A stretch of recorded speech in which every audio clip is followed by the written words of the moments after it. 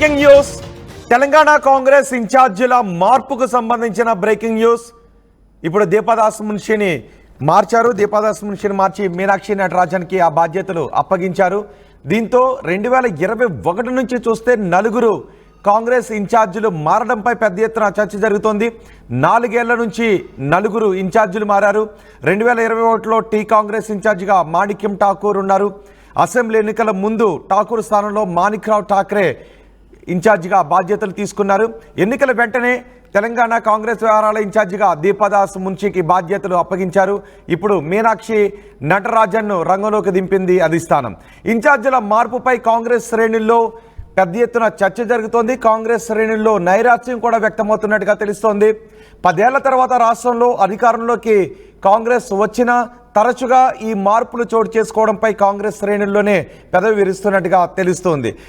TPCC అధ్యక్షుడిగా రేవంత్ రెడ్డి బాధ్యతలు తీసుకున్న తర్వాత, ఇప్పుడు ఆయన ముఖ్యమంత్రి అయిన తర్వాత, కొత్త పీసీసీ అధ్యక్షుడు వచ్చిన తర్వాత ఇప్పటి వరకు చూసుకుంటే మొత్తం 4 ఇన్ఛార్జీలు మారారు.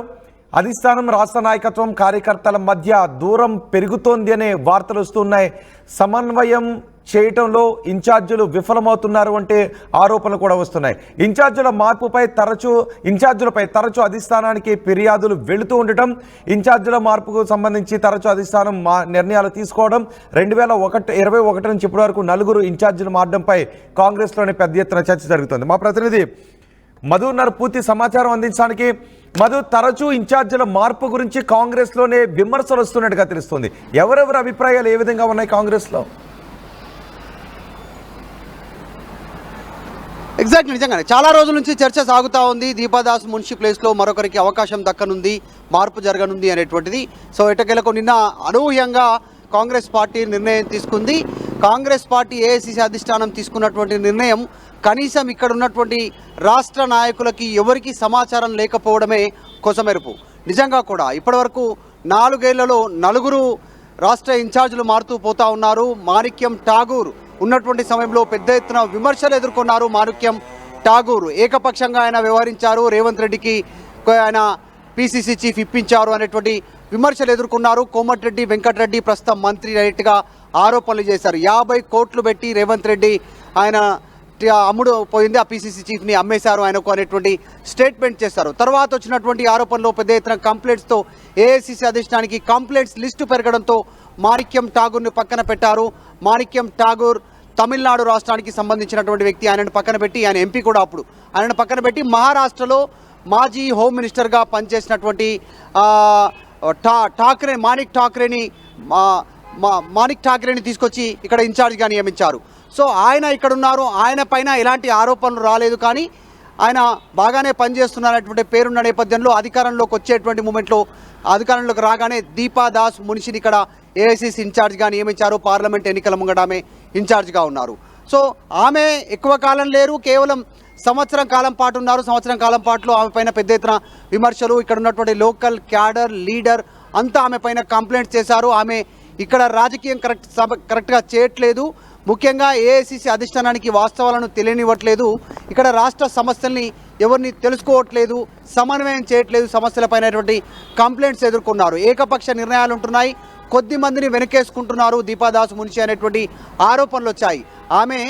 ఈరోజు ఆమెను తొలగించి ఆమె ప్లేస్లో వేరే వారికి అవకాశం ఇస్తున్న నేపథ్యంలో ఆమె పనితీరు బాగుంది అనేటువంటిది కాంగ్రెస్ పార్టీ నాయకులు ట్వీట్లు, పోస్టులు, ప్రకటనలు చేస్తూ ఉన్నా ఆమె పైన పెద్ద ఎత్తున కంప్లైంట్స్ చేస్తారు. ఆమె ఎవరిని కలుపుకోవట్లేదు అనేటువంటి దీపాదాస్ మున్షి పైన. దీపాదాస్ మున్షిని కూడా ఈరోజు పక్కన పెట్టి ఏఐసీసీ అధిష్టానం డైరెక్ట్గా మరొక వ్యక్తికి అవకాశం ఇవ్వడం అనేటువంటిది, మీనాక్షికి అవకాశం ఇవ్వడం అనేటువంటిదే ఈ పెద్ద ఎత్తున ట్విస్ట్. ఇక్కడ తెలంగాణ రాష్ట్ర కాంగ్రెస్ పార్టీ నాయకులకు కూడా ఏ ఒక్కరికి సమాచారం లేదు.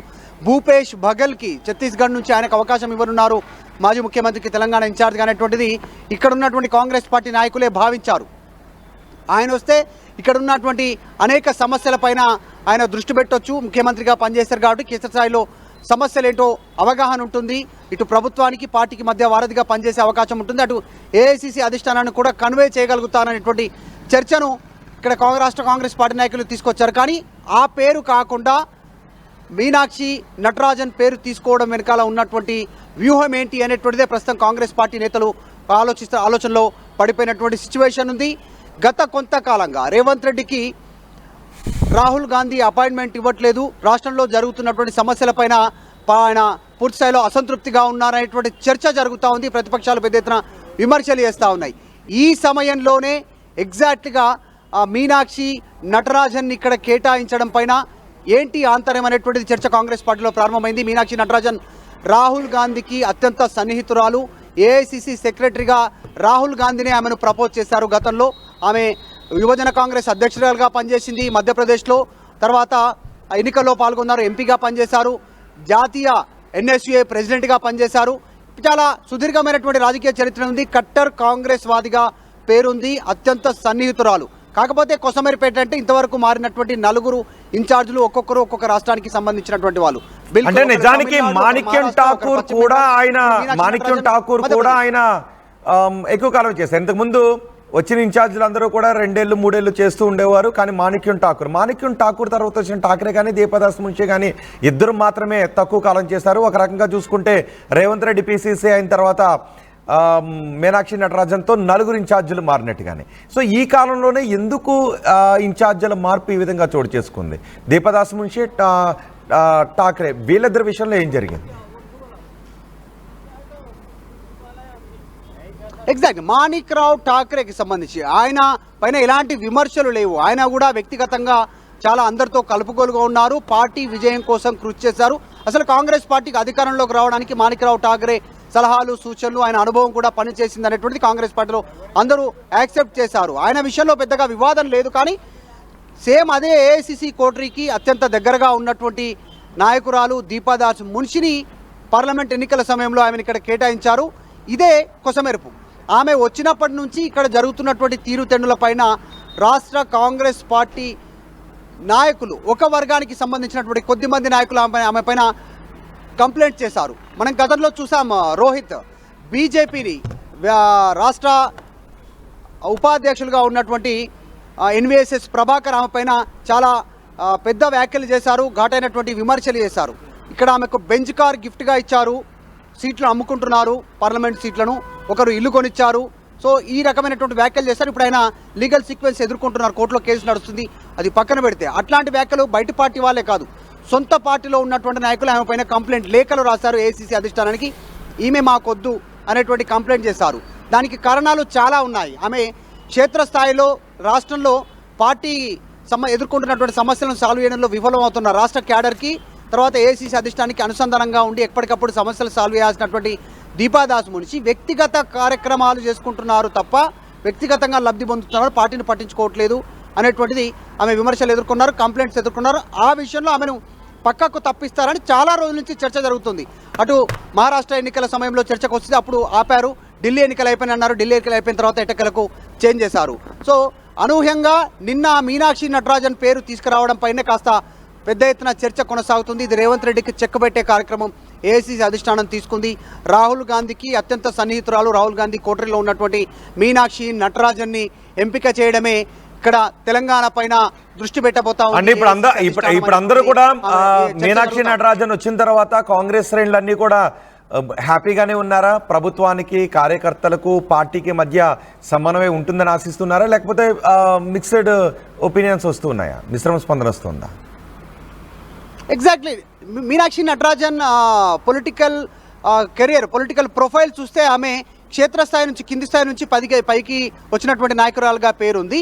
ఆమె యువజన కాంగ్రెస్ అధ్యక్షురాలుగా పనిచేశారు, తర్వాత ఎన్ఎస్యుఏగా పనిచేశారంటే ఇటు యువజన కాంగ్రెస్తో పనిచేసినటువంటి వారి సమస్యలు తెలుసు, ఎన్ఎస్యుఏ స్టూడెంట్ వింగ్కి సంబంధించినటువంటి ఇష్యూస్ తెలుసు, ఎంపీగా పనిచేశారు, పొలిటికల్గా పార్టీలో పనిచేశారు, at the same time AICC కార్యదర్శిగా కూడా ఉన్నారు. సో ఏఐసిసి లెవెల్ వరకు ఆమె పనిచేశారు క్షేత్రస్థాయి నుంచి. కాబట్టి సమస్యను సాల్వ్ చేయడం ఈజీ అవుతుంది నటరాజన్ ఉండడం వల్ల అనేటువంటిది ఆలోచన చేస్తా ఉన్నాను. నటరాజన్ కట్టర్ కాంగ్రెస్ వాది, ముఖ్యంగా రాహుల్ గాంధీ కోటరీలో కీలక నాయకురాలుగా ఉన్నారు. కాబట్టి ఇక్కడ సమస్యలు సాల్వ్ అయ్యే అవకాశం ఉంది. ముఖ్యంగా రేవంత్ రెడ్డికి చెక్ పెట్టే కార్యక్రమం జరుగుతున్నటువంటి చర్చ కూడా కాంగ్రెస్ పార్టీలో కొనసాగుతుంది. ఎవరైతే ఇక్కడ అసంతృప్తిగా ఉన్న నాయకులు ఎవరైతే ఉన్నారో ఏఐసిసి అధిష్టానానికి చెప్పాలనుకున్న విషయాలను నటరాజన్ ద్వారా ఏఐసిసి దృష్టికి తీసుకెళ్లే అవకాశం ఉంటుంది. అంటే నిజానికి ఇన్ఛార్జీలుగా వచ్చిన వాళ్ళు సఫికేట్ అవుతున్నారా, లేకపోతే ఇన్ఛార్జీలుగా వచ్చిన వాళ్ళు బయాస్డ్గా ఉంటున్నారా? ఎగ్జాక్ట్లీ అలాంటి ఆరోపణలే ఎదుర్కొన్నారు మాణిక్యం ఠాగూర్. ఎందుకంటే ఆయన ఆయన ఎంపీగా ఉన్నప్పటికీ, తమిళనాడు నుంచి ఎంపీగా ఉన్నప్పటికీ కూడా రేవంత్ రెడ్డికి అనుకూలంగా వ్యవహరించారు ఆ సమయంలో అనేటువంటిది కాంగ్రెస్ పార్టీ నాయకులు, ప్రస్తుతం ఉన్నటువంటి ఎమ్మెల్యేలు కావచ్చు, మంత్రులు కావచ్చు, వాళ్ళే డైరెక్ట్గా బాహాటంగా డబ్బులకు అమ్ముకున్నారు, 50 కోట్లకు పీసీసీ చీఫ్ను సీటును అమ్మేశారు రేవంత్ రెడ్డికి అనేటువంటిది కోమటిరెడ్డి వెంకటరెడ్డి గతంలో వ్యాఖ్యలు చేశారు. అలాంటి ఆరోపణలు ఎదుర్కొన్నారు. అంటే ఏకపక్షంగా వ్యవహరించారు అనేటువంటి దాంట్లో మాణిక్ ఠాకరేకి సంబంధించిన విషయంలో మహారాష్ట్ర నుంచి వచ్చినటువంటి నాయకులు ఆయనకు పెద్ద విషయంలో పెద్ద వివాదం తలెత్తలేదు. కానీ దీపాదాస్ మున్షి కూడా దాదాపు అవే ఆరోపణలు ఎదుర్కొంటున్నారు. వ్యక్తిగత కార్యక్రమాలు చక్కబెట్టుకుంటున్నారు. ఆమె ఇక్కడే తిష్ట వేశారు ఇన్ఛార్జిగా, సమస్యలను గాలి కొదిలేసి ఆమె కొన్ని అంశాలపైనే దృష్టి పెట్టారు. ఆమెకు అనుకూలమైనటువంటి నాయకుల విషయంలోనే ఆమె ముందుకు వెళ్తా ఉన్నారు. మిగతా వారిని అంశాలను లైట్ తీసుకున్నారు. ఏఐసిసి అధిష్టానానికి తెలంగాణలో జరుగుతున్నటువంటి పార్టీకి జరుగుతున్న నష్టాన్ని వివరించలేకపోయారు, దాన్ని పూడ్చలేకపోయారు, సాల్వ్ కూడా చేయలేకపోయారు అనేటువంటి విమర్శలు ఎదుర్కొన్నారు. సో దా కంప్లైంట్స్ వచ్చాయి, ఆమెను ఆ విధంగా పక్కన పెట్టారనే చర్చ జరుగుతూ ఉంది. ఇప్పుడు రాహుల్ నిర్ణయం మేరకే మీనాక్షి నటరాజన్ని తెలంగాణ ఇన్ఛార్జ్గా నియమించారు అనేటువంటిది కాంగ్రెస్ పార్టీలో పెద్ద చర్చ సాగుతుంది. రేవంత్ రెడ్డి వర్గం కాకుండా రేవంత్ రెడ్డికి అగెనెస్ట్ వర్గం ఏదైతుందో వాళ్ళంతా కూడా నటరాజన్ నియామకం పైన హ్యాపీగానే ఉన్నట్టుగా ప్రచారం జరుగుతూ ఉంది. రాడి మధు, తెలంగాణ కాంగ్రెస్ను ఇన్ఛార్జీల మార్పు కలవరపెడుతోంది. 4 ఏళ్లలో 4 పార్టీ ఇన్ఛార్జీలు మారారు. 2021లో టీ కాంగ్రెస్ ఇన్ఛార్జిగా మాణిక్యం ఠాకూర్ వచ్చారు. అసెంబ్లీ ఎన్నికల ముందు మాణిక్యం ఠాకూర్ స్థానంలో మాణిక్రావు ఠాకరేని తీసుకొచ్చారు. ఎన్నికల వెంటనే ఇన్ఛార్జిగా దీపాదాస్ మున్షికి బాధ్యతలు అప్పగించారు. ఇప్పుడు లేటెస్ట్గా మీనాక్షి నటరాజన్ను రంగంలోకి దించింది అధిష్టానం. ఇన్ఛార్జీల మార్పుపై కాంగ్రెస్ శ్రేణుల్లో నైరాశ్యం కనిపిస్తోంది. 10 ఏళ్ల తర్వాత రాష్ట్రంలో అధికారంలోకి వచ్చిన ఈ మార్పులపై కొంతమంది అసంతృప్తిని వ్యక్తం చేసినట్టుగా తెలుస్తోంది. మార్పులు తప్పడం లేదంటున్నారు. అధిష్టానం, రాష్ట్ర నాయకత్వం, కార్యకర్తల మధ్య ఇన్ఛార్జీలు గ్యాప్ను పూడ్చలేకపోతున్నారు.